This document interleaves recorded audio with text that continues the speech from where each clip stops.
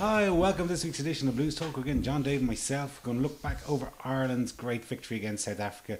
Look forward to our match against Georgia and talk about all the other autumn internationals. Well, Joe Schmidt strikes again. We schmitted all over them. We really did. You know, everything about that game was excellent. Every player played really, really well.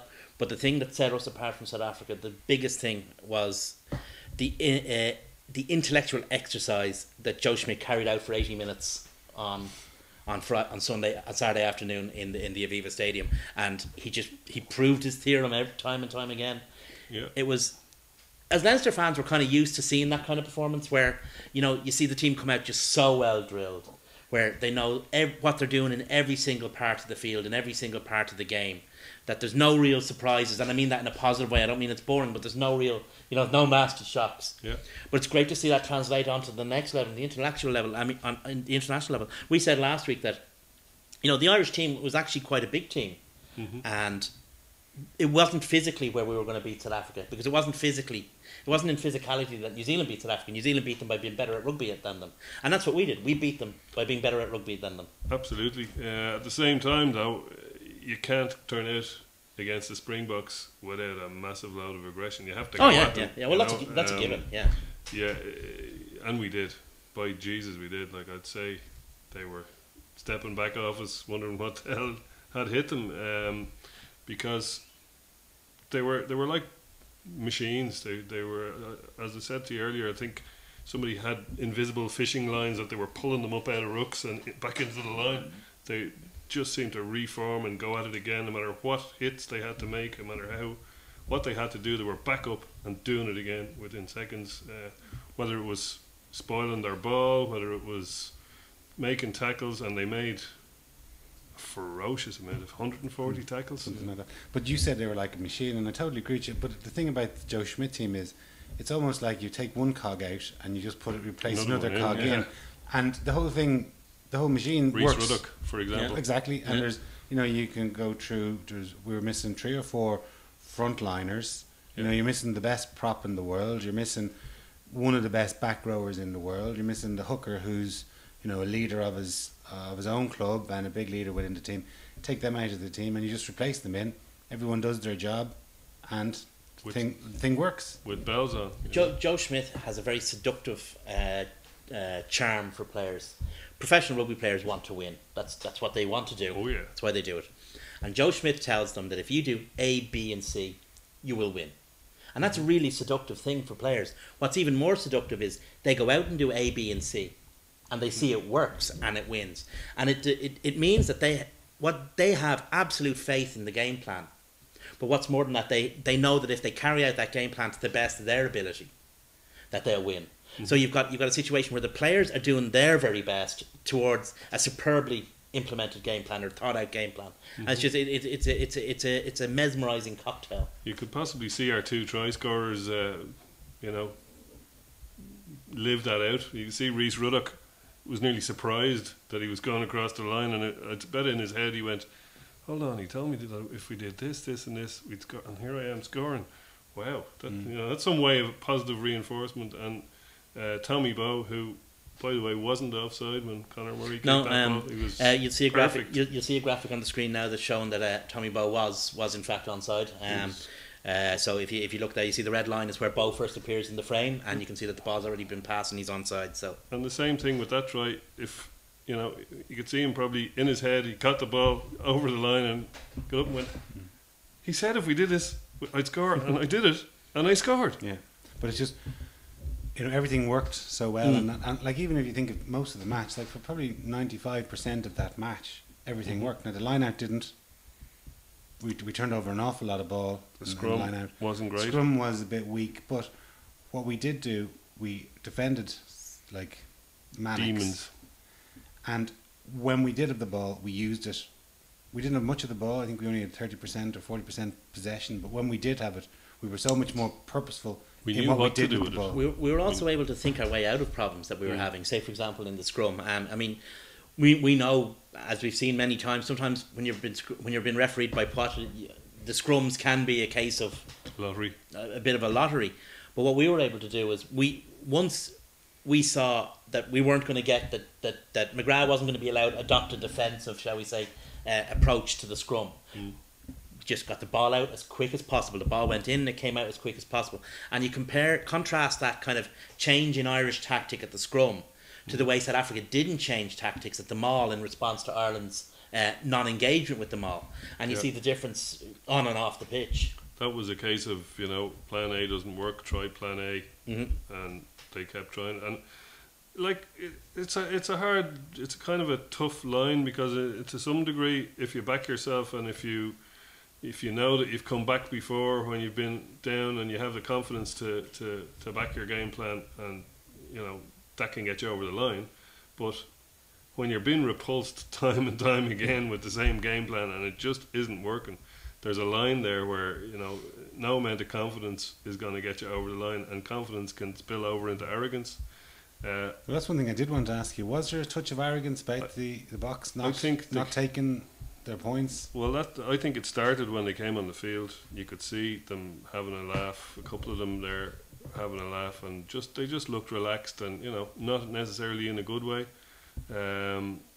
You could see that they've come off beating the All Blacks. They were kind of strutting about a bit, and I'm not trying to say that they were totally arrogant, but it just takes a couple of little percentage points in the head of complacency to lose you the game at that level. And yes, like you say, not going for the posts when they should have done is possibly a symptom of that. I think obviously if you get your try, it's worth it. But it's psychological, because you're in that position, you're in the red zone, you have your points there on a plate, you go for the line out, and the green team wins the ball, or the white team in our case. But they win the ball and they turn it over, and it's like a 14-point turnaround. Yeah. The other side of that is I don't think that's necessarily a case of South Africa been arrogant or been overconfident. I believe that's the way that this South African team is going to play. This South African team is going to be a team that goes for it. The days of Yanni de Beer are long gone. I mean, when it comes down to it, the tactics they used against us are the exact same tactics they used to beat the All Blacks. Yeah.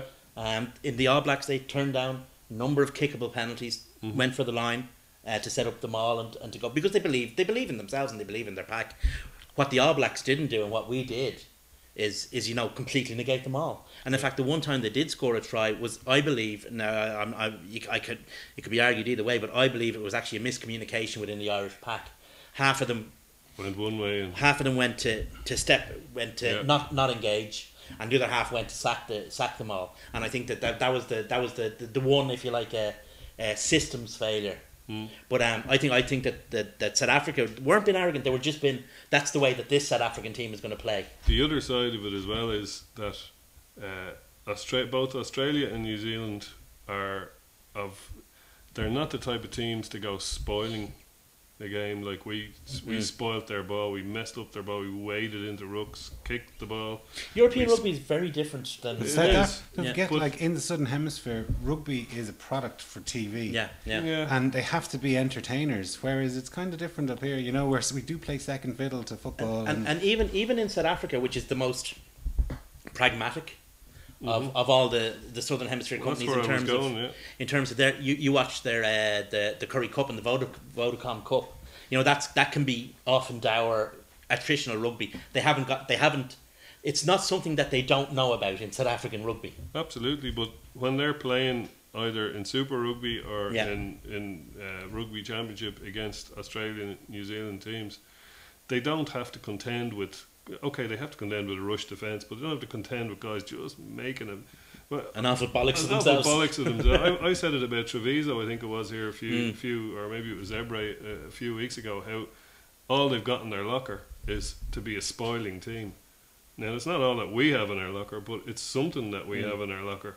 And if we're going to do what we need to do to win under Joe Schmidt, and if that's be a spoiling team, stick the boot into rucks, do all of that stuff, then that's try and slow the ball down. Like we gave them, what's the old saying? Give them as much ball as they like, as long as it's shit ball. Yeah, and that's what we did. And that's exactly what we did. How many times have we said that about Joe Schmidt teams? Going back over the years, like Joe Schmidt teams are quite happy for the opposition. Saracens was probably the best example. Have as much slow ball as you like. Yeah, and Hugard probably didn't cover himself in glory. No. I don't think he's great, and I know it wasn't raining during the game, but it was a slippy day. You know, it was a waterlogged pitch, and it would have been a slow pitch, and it also would have been, the ball would have been a bit slippier than normal. And I don't think he's. I mean, they're not he's used not to that that kind of experienced anyway. weather Yeah. down there, so he wouldn't be used to having to deal with that.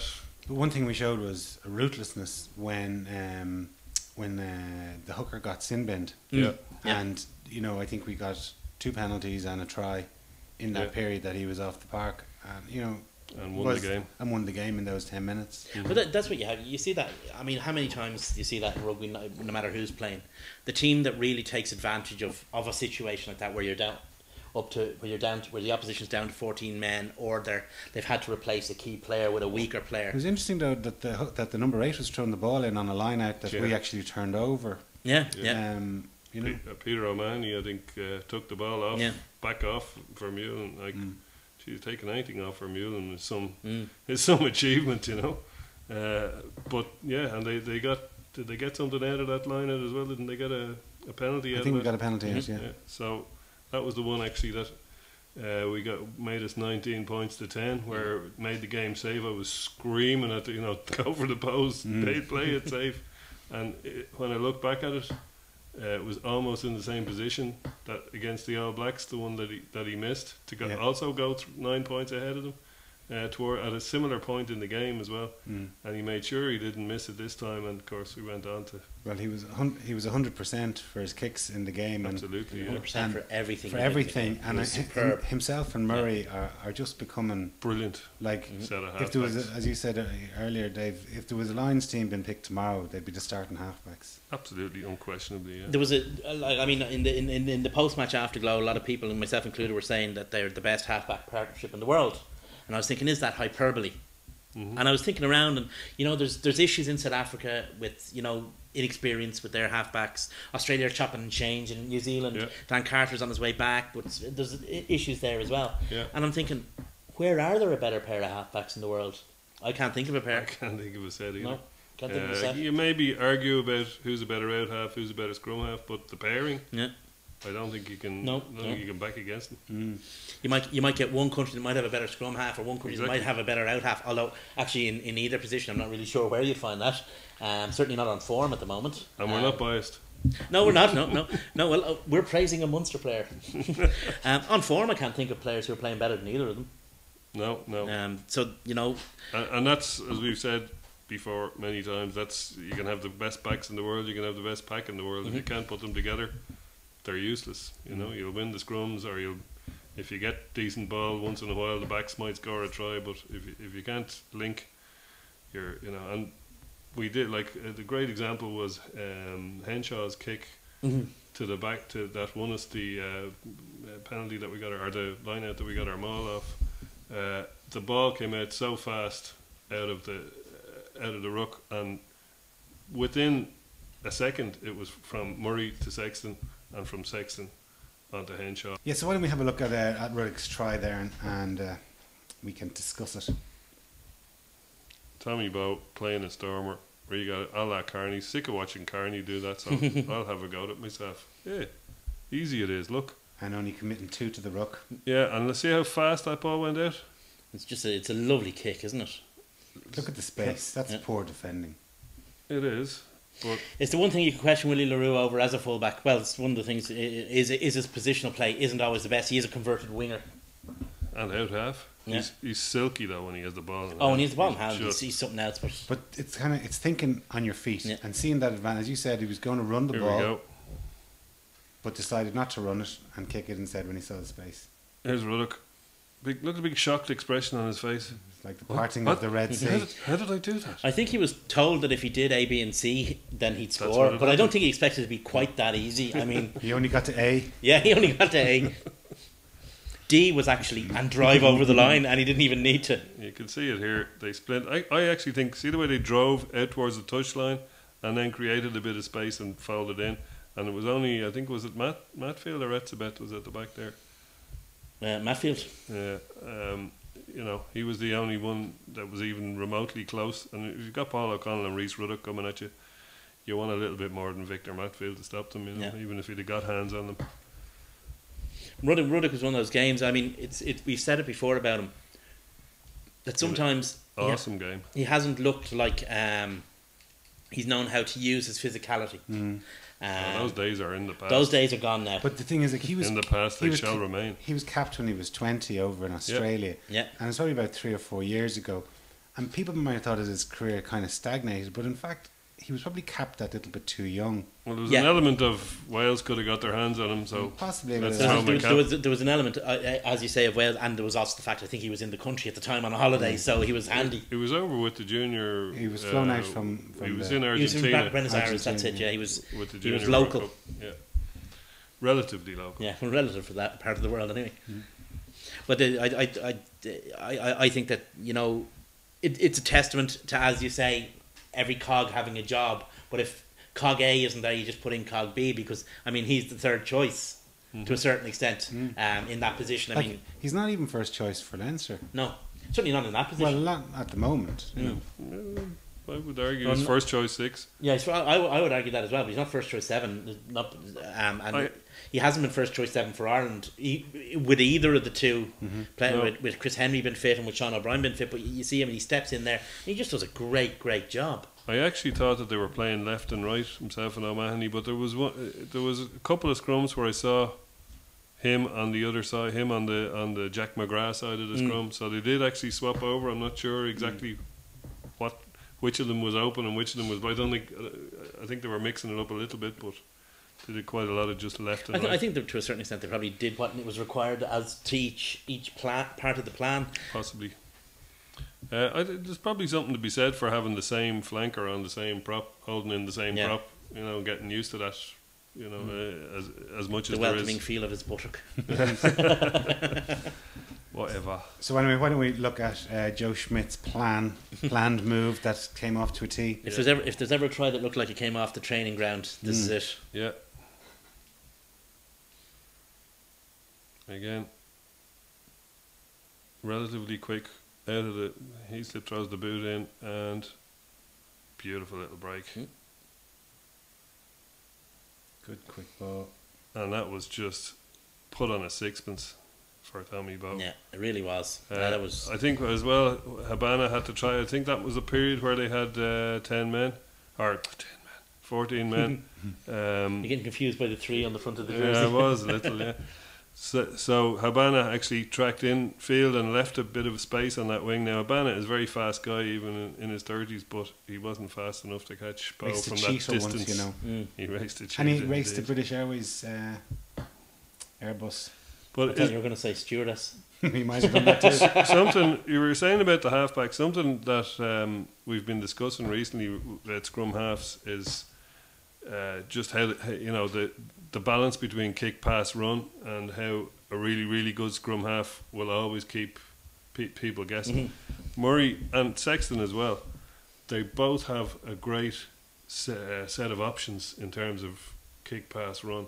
And you just don't, you can't bank on them doing any of them. Like you could always, to take an extreme example, you could always bank on Stringer to fling the ball out. It was his big party trick.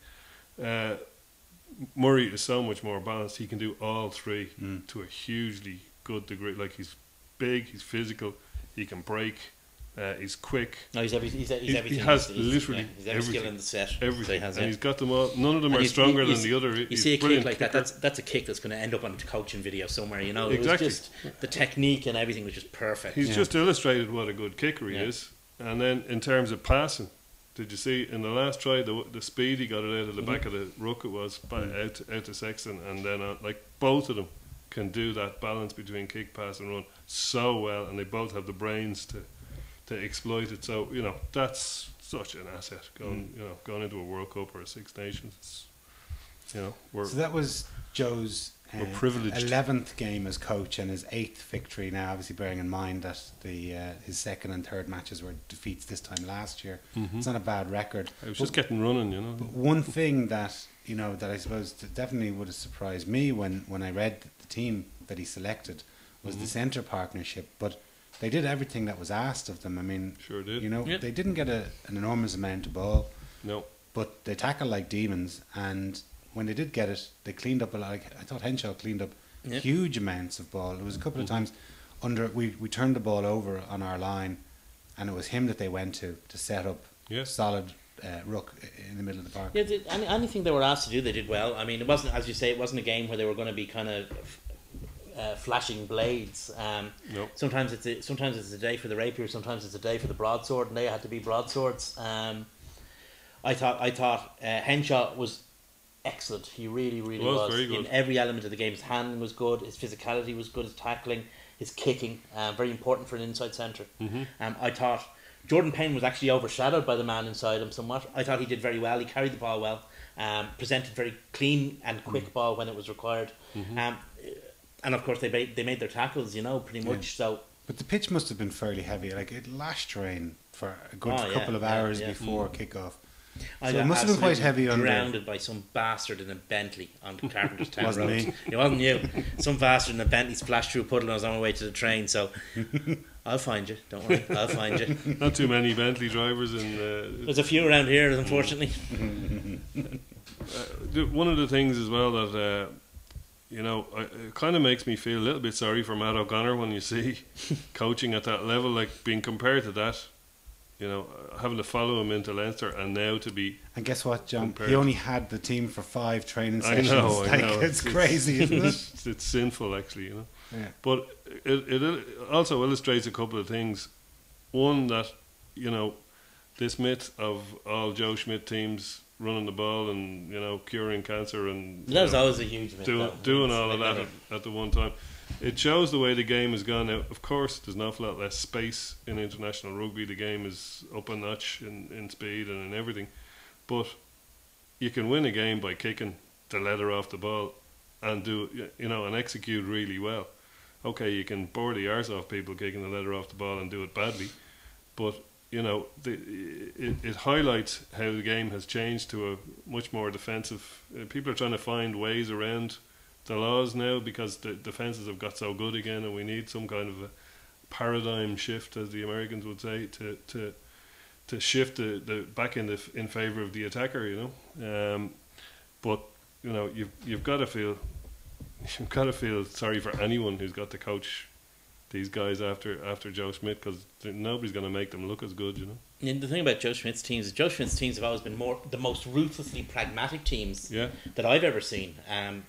If there was a requirement to play lovely fancy Dannery, then that's how they'll play. But how many times has he picked Damien Brown to play away in France? That was his. Sometimes you needed a tank. Yeah, and another trait. You want to win. Another trait is this blitzkrieg that they come out with just after the half time. How many times have we seen it? Northampton in the Millennium Stadium, Claremont in Bordeaux, and I'm sure there's a umpteen other England and Twickenham, and there's umpteen other instances where Joe Schmidt's coach teams just come out of the changing room and go nuts for 5 minutes and get a crucial try. Also, the thing. But just one further. But that's about seeing a pressure point, because teams are mentally, not fully up to speed at when they come out after the half, and that's seeing a pressure point and twisting it. That's what he's doing. It's actually again another example of the ruthlessness. Well, he's also a great reader of the game, so he can see what they're up to on their game plan and come in at half time and go, right, lads, this is what we want to do now. If you go back to the Ruddock try, you'll actually see the force and the aggression that himself and O'Connell are coming through that. They're not just leaning in there waiting to, it's not just a normal maul. To get the ball back to the scrum half to start to move. They're powering through that, and it's not like they can see through it and see, there's no one behind us. Like it's just because they're taking advantage of people might be slightly not up to 100% just after the half time. And just to take it down a notch. Joe Schmidt isn't Jesus. Of course, he puts his pants on one leg at a time, just like the rest of us. But even if he was some mad lad wandering around the desert, he has some pretty good apostles out there. He does. We shouldn't give all the credit to the coach. I mean, the players had to.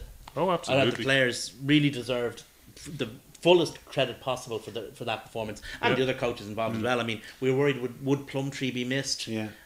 Yes, he would be missed because he's an excellent coach, but I think Simon Easterby is on his first showing certainly seems to be stepping into the role. And Maybe Kiss- he's going to be more innovative than Plumtree because he's a younger Perhaps. guy. Yeah, and Kiss still has the magic in defence as well. Yeah. I mean, So he's there's a the lot of defence credit to coach. go around as well. Like I There mean, is indeed, absolutely. Yeah. you don't want to be getting Well, Joe's head too big. No, You know. well, other credit that has to be spread around is to the IRFU. Like, if you Mm-hmm. look back, there was a couple of years ago we thought, oh God, this is the end of the, inverted commas, I hate using it, but the golden Glory years, generation. Yeah, golden generation, me arse. Because, Sexton's gone, O'Driscoll's going to go shortly, Connell's in the last couple of throws of his career. But in wrong reality, they were. we've managed to hold on to all of our players, even though last year I know that O'Brien was only a couple of hours from signing. But anyway, they did stay. Rob Kearney Rob has Kearney now signed a signed today. three-year deal. They've got Sexton, the most important player in Irish rugby at the moment. They've got him home. Mm-hmm. Even the match against Georgia at the weekend. You got Conor Murray to sign up last year as Correct, well, which Yeah, is he's you know, a 2016. Yeah, he's- that's right. And then the match against Georgia at the weekend, they've got 37. There was announced as What were you 37,000. saying? That how many tickets they sold in the aftermath of 2,000 Saturday? in a couple of Yeah, hours. Yeah, That's like amazing stuff. That game will be in I'd say without too much work, that game will be in the mid-40s comfortably. which is awesome for Which is awesome for tier 2 nation. or yeah, tier Yeah. 3 or and whatever. not one of the more flamboyant ones that And- No. there's not they're not even going to get a hacker for your money kind of thing, you know. Yeah, but it's not it's not a country that has a large amount of people from there living here. No. Well, Well, that also maybe there's a few, There but might be quite a few Georgians in Ireland these days. really. Yeah, I would Maybe say. there is, Yeah, okay. I'd say there's I a haven't decent met enough. any personally, but that means nothing. They don't get out much. Well, it also highlights for me as well the difference between a fan and a spectator. And yes, there's crossover because both fans and spectators want their team to win, and both fans and spectators want to see a spectacle. Mhm. But most fans, and especially nerdy fans like us, will sacrifice anything for a win. You don't care if they look like dog poo as long as they get over the line.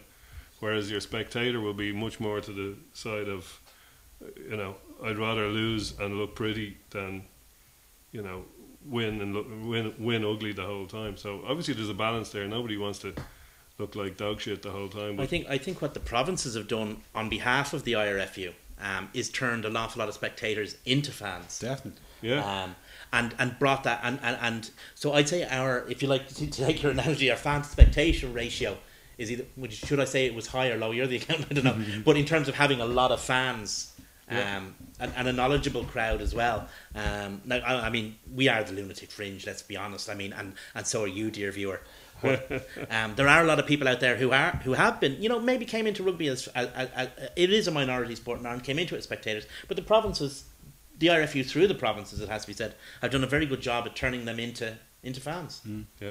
Well, it's a great product to watch. Yeah, oh yeah. Like, you just go to it's not that long ago we were going to Donnybrook as a couple of thousand people who were going there on a Friday night to have a few pints after work, and all of a sudden there's 18,000 people going every second weekend to watch Leinster play or Munster play or Ulster play. Mm-hmm.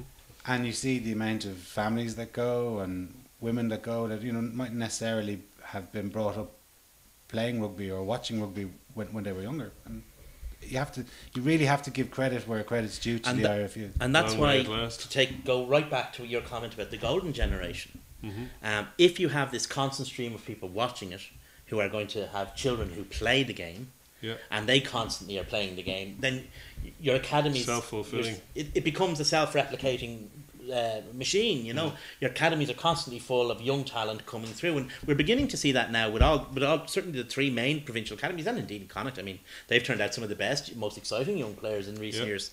That the golden generation was only the start.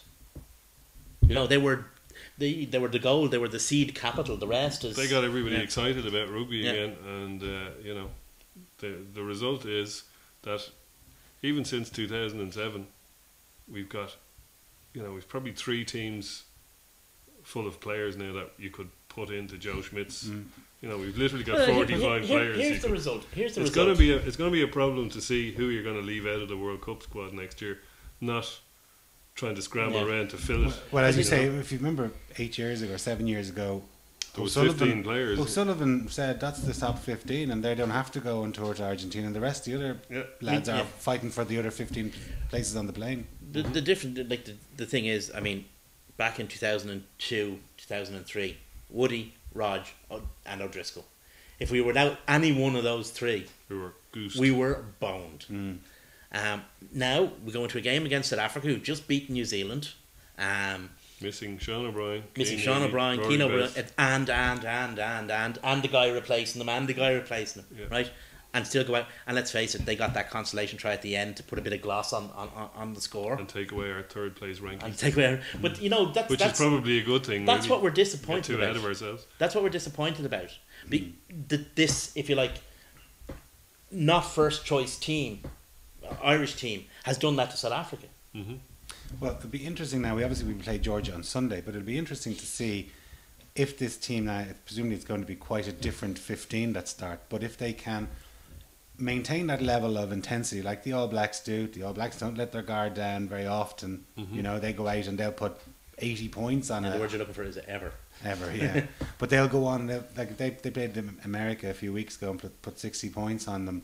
We played Georgia, who of course gave us a fright in the World Cup in 2007. But you That's the know, last time we played them too. I think it was maybe the only time we played them. I guess. I know we played Georgia. We played Georgia in Ireland, in Dublin. Did we? I'm pretty sure of that. I'm pretty sure I've seen them Maybe play. in the, I don't know. But But my point is, sorry, that we need to go out and be absolutely clinical against them. Of course. And you know, Yes. rather than have one good performance against the Springboks of course, yeah. and just let standards slip and scrape by a 15 or a 10-point victory. I would hope that's all in the past. And I'll give you two good reasons why.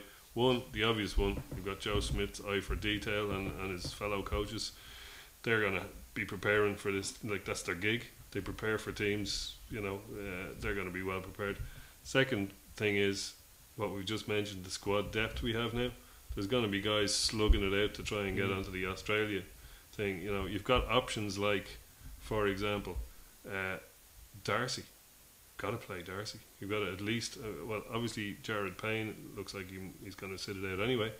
But like Darcy and Henshaw was most people's, or Darcy and Payne was most people's first choice, and probably Joe Smith's first choice before he had his happy accident where he saw that the other two guys were getting on very well together. But there's a pair that are going to start.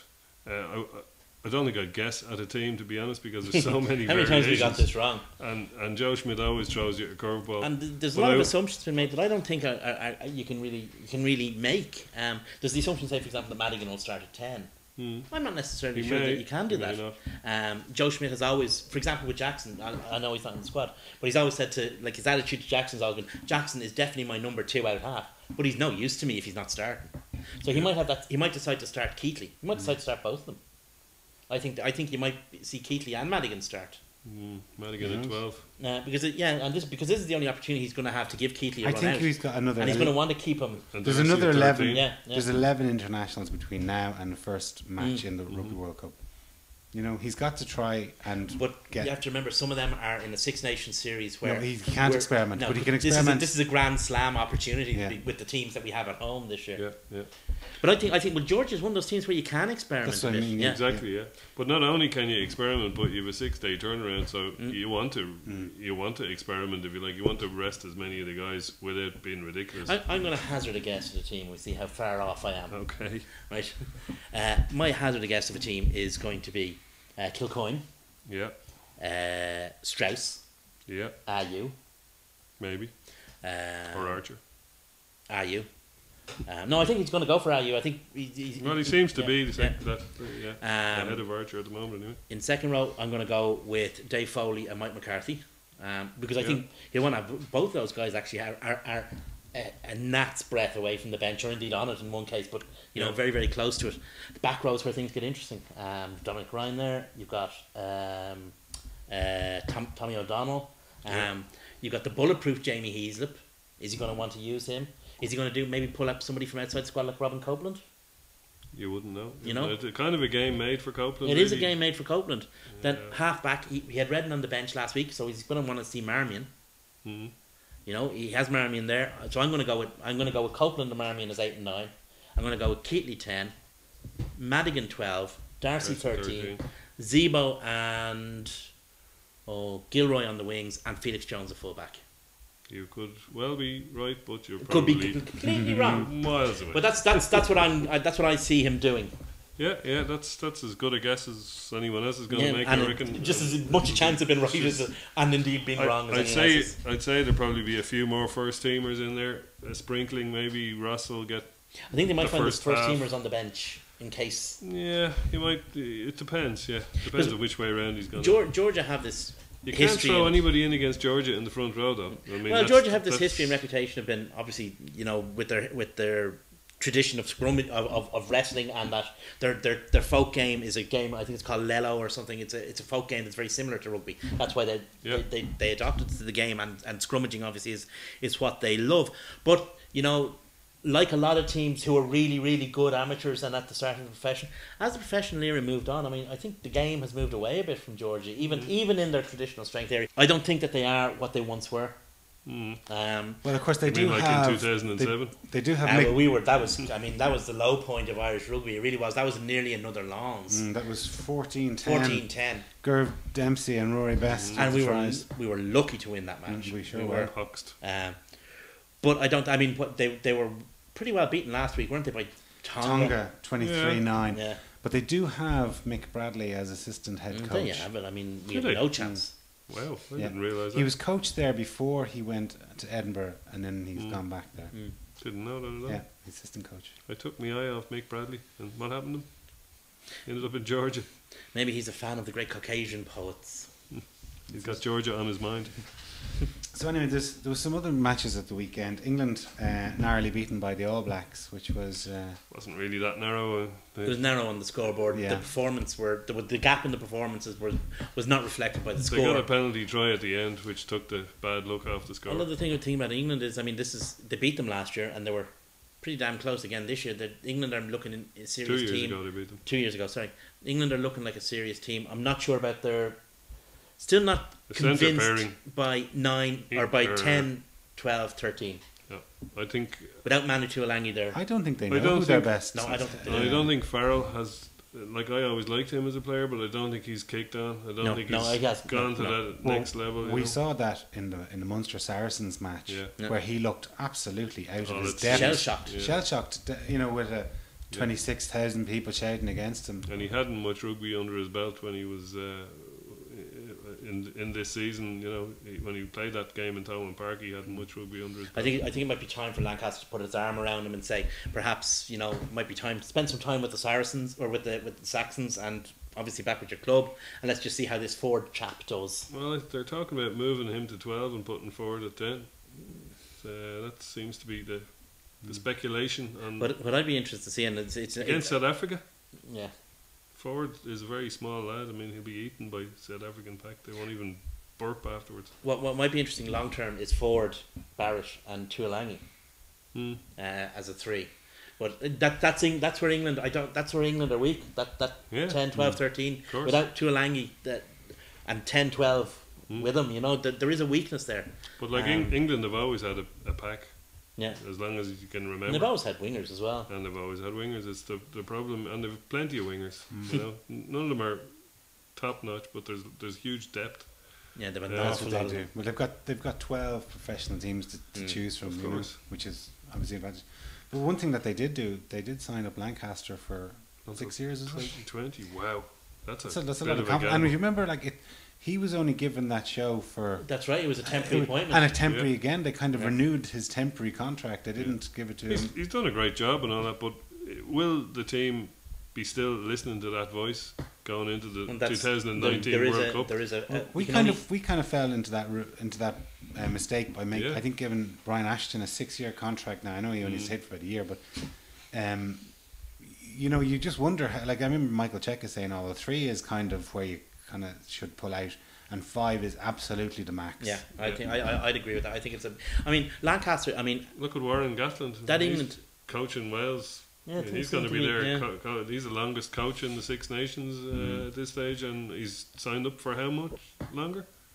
I'm not sure. He's on a reasonably long contract now. Well, Wales would have no problems getting rid of him if they've gotten rid of successful coaches in the past. If they decide to get rid of him, they'll get rid of being him. one. Yeah.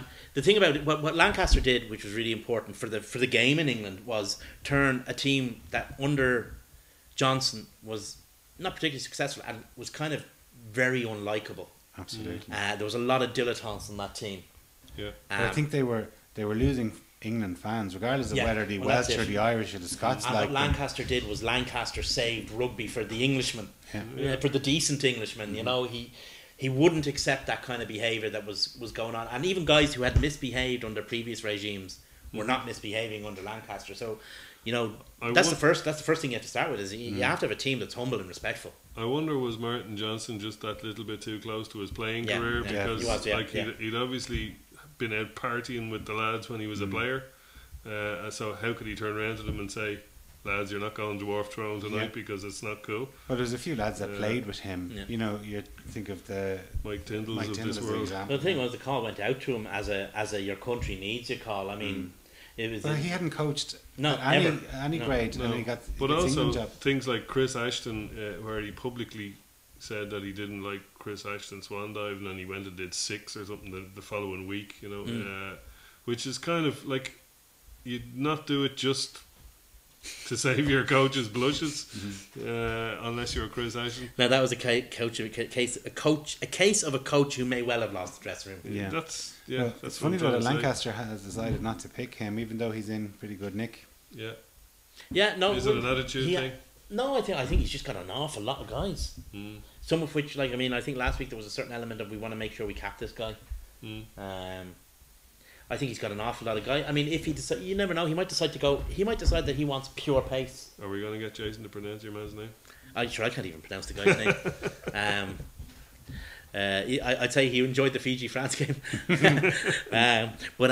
Well, Teddy Thomas, that wasn't too difficult.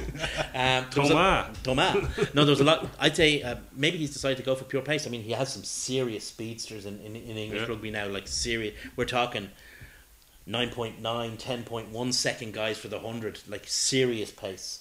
And maybe that's what he's decided to go. Who knows? Because Strettle isn't in either, and Strettle's always been, you know, the model pro as it were. So, I wonder if it's kind of like an anti-Saracens thing, you know? There's, well, I wouldn't blame him.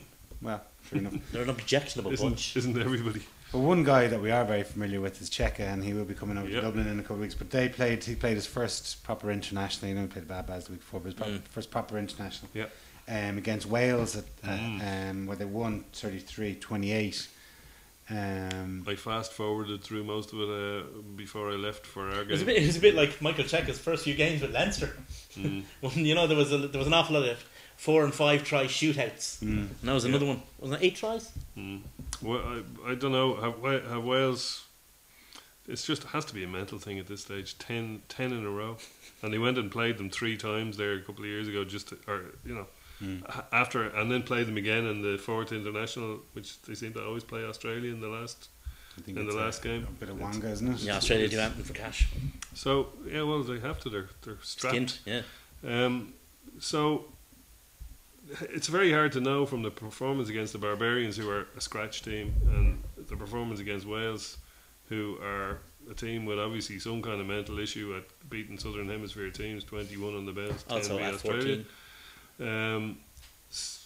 So how good or bad are Czech's team? We don't know. They're playing France this weekend, so That'll be a sign. that'll be interesting, because they're 2 teams that tend to go at each other as well, and they like to. They like their bit of comedy tackling, and they like their bit of running in 5 tries each, and so it could be an interesting game. Again, we may not learn a whole lot for that's pertinent to our own game. Joe Schmidt will, but we may not. Us ordinary mortals. It'll be interesting to see the France selection. I watched France against Fiji, and France started. Both teams started with very good intentions, but France were quite incompetent until the second half, and then they just gradually grew into the game. Yeah. Obviously, the big thing last week was about Spedding being called up, and he justified his selection. He was excellent. I think he scored 1 and created 2 or 3 others. Teddy Thomas, as you say, scored a hat-trick on his debut. Looked great going forward. Going backwards was a different story. Timothy Nangusa, who Ulster fans will remember, scored a coast-to-coast try from behind his own line, and Teddy Thomas. Was that not Spedding? No, Oh, was it? Sorry. no, it was Thomas couldn't couldn't be arsed tackling them. So it's hard to know. I mean, France were winning by an awful lot at the time, and Are they starting to get their act together? Would you think? Are France Hard to know. winning despite their coach? Like if Joe Schmidt is the Messiah, is your man the Antichrist? the thing is, you know, they seem to have they're doing things that they weren't doing before. They're playing like they have a scrum half playing scrum half. That's crazy. They have an out half playing out half. What would they be doing that? I know, yeah, but they weren't doing it before. I mean, they brought Tillez Board back, playing well. He's a very good player. Yeah. Camille Lopez Yes. is playing at out half, and he's obviously like it's going to be between him and Tallez, and obviously a distant third because the coach doesn't get on with him, Trandup. Trandup, But those are three guys who are actually out halves. Yeah. You know, so France seems to be they're moving towards something. Whether that something is actually all Any that good? worthwhile, we don't know yet We hope because not. you can't tell against Fiji. No. And there's always, I mean, you never know. You never know with Saint Andre. You just don't. Well, You could pick an Saint-André's elephant as a scrum half and a stuffed duck in the middle of the row. You never know with the and a guy. bag of crisps Yeah. at fullback. He is quite bonkers. He I mean, is. he makes Livremont look like the picture of mental health. I don't know about that now. No, I think that would take some some person to do that. But World Cup final reaching coach Livremont. That's him. I mean, it just shows how much talent is actually in that team. Well, you don't forget that they had a couple of players who were absolutely outstanding that just took up and said, right, this is our team now. Yeah, And Joe Schmidt's old mucker, Vern Cotter, Yeah. coached Scotland to, coached Glasgow, Yeah. plus a few exiles 41-31. to beat Argentina. 15 Glasgow players and 2 Edinburgh players, and the rest were exiles. yeah. It's Scotland. Scotland When are now does the that Joe leave? Cocker of international rugby. It's Glasgow with a little help from my friends. Scotland's problem, and there's nothing Joe Cocker, nothing Vern Cotter can do about it, is that they are awfully skinny in terms of resources. Yeah. They have the Glasgow team. They have the Scottish players in the Glasgow team, 1 or 2 exiles. There's pretty much nothing else. If they get injuries in key positions. I'm surprised that the SRU is allowing Edinburgh. We spoke about Edinburgh a couple of weeks Signing ago. all the staffers. I can't Yeah. understand that. Like, surely they should be saying, well, look, we have to try and They're bring through union some run development team, for our, because surely it should be like a pyramid like it is here, that the national That's the team theory. gets well, you think so, but it's not working like that in Scotland. Because one team is getting it right, one thing is getting it horribly wrong. That's what happened when they put Livermont as chief executive of Scottish. No, I can't understand it because Doesn't I your mean, man, you look what happens. Look Scott what Johnson have a Yeah, he's director of key rugby. role I in- heard Andy Nicol one day on Off the Ball been interviewed, and he was just so critical of him. He said this guy has failed upwards. yeah, He's- I will never he's- be right. Yeah, he said he can't understand how somebody who's so incompetent has managed to get to the peak of the Scottish Union and be in charge of it. I used to work with a woman, right, and until she got a restraining order. she was despised by everyone she worked with, and in order to get rid of her, people used to get her. She used to be promoted to get her out, get rid of her, promote her. She'd be going somewhere else, and she failed upwards like Johnson has. I don't know what he's doing there. Hopefully, I mean Cotter's been through. He's been through the rough and tumble of French rugby. He'll see off Johnson. Hopefully. I think Johnson will find out that his job for Scottish rugby involves counting tie pins in the club shop or something like that. But one thing, Nominally, though, he's the David Nusaforia of Yeah. Scottish rugby. but without any of the good record that David Nusaforia Yeah. has, you know. I think what if Scott Johnson's first task is to persuade whoever actually does the chief executive's job in the SRU to do something about Edinburgh, because he needs to deepen the squad. Scotland actually have good players. Glasgow's shown that there are good rugby players in Scotland. All they have to do is be brought forward and given an opportunity. It's Andy Edinburgh aren't Irvine, doing isn't that. it? Huh? Andy Irvine. Yes, yeah. And you'd expect more from him. I mean, such a committed Scot Yeah. or Northern Britain. Well, as ever, boys, thanks a million, and thanks a million for watching. Cheers.